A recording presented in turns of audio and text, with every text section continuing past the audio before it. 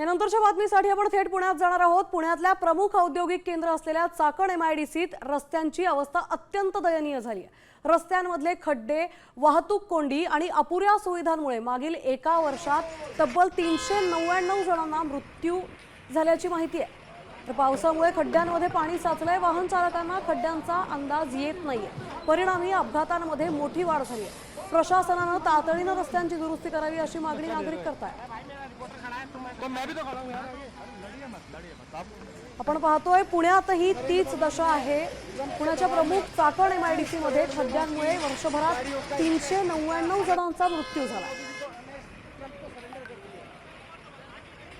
पावसाळा जवळपास संपत आलाय, मात्र प्रशासन आता करतंय तरी काय? रस्त्यांची ही दयनीय अवस्था त्यांना दिसत नाहीये का, असा संतप्त सवाल नागरिक विचारतात। रोज कामावर येणाऱ्या नागरिकांना मोठ्या त्रासाला सामोरं जावं लागतंय।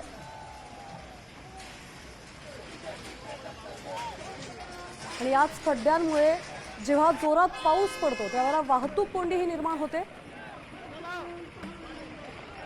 आपले प्रतिनिधी रोहिदास गाडगे आपल्या सोबत आहेत। रोहिदास, आपण पाहतोय पुण्यातही रस्त्यांची अत्यंत दयनीय अवस्था आहे। रस्त्यात प्रत्येक ठिकाणी खड्डेच खड्डे दिसतात।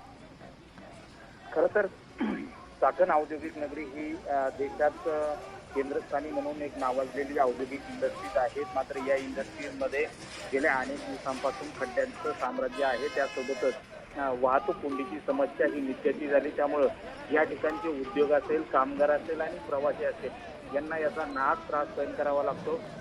गेल्या अनेक दिवसांपासून वाहतूक कोंडीची समस्या आहे, त्यासोबत खड्ड्यांचं साम्राज्य आहे। त्यामुळं या ठिकाणी वर्षभरामध्ये 399 जणांचा बळी या ठिकाणी गेलेला आहे। मात्र प्रशासन या 399 बळी जाऊनही गांभीर्याने घेत नाही। त्यामुळं औद्योगिक क्षेत्रातल्या उद्योजकांनीही नाराजी व्यक्त केलेली आहे।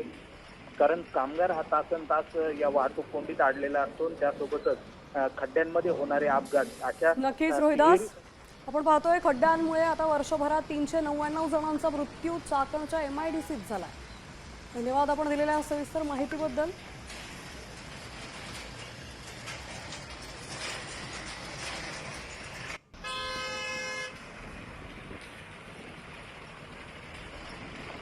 पाहतोय चाकणच्या MIDC मध्ये रोज जी लोक कामावर येतात त्यांना याच खड्ड्यातून प्रवास करावा लागतोय। अनेक जणांना यामुळेच कमरेचे, मणक्याचे त्रास उद्भवत असतात। तर याच सगळ्या खड्ड्यांमुळे 399 जणांचा वर्षभरात मृत्यू झाला। साम टीव्ही मी नेहमी पाहतो, त्यावर दाखवलेल्या बातम्या रिलेट करतात।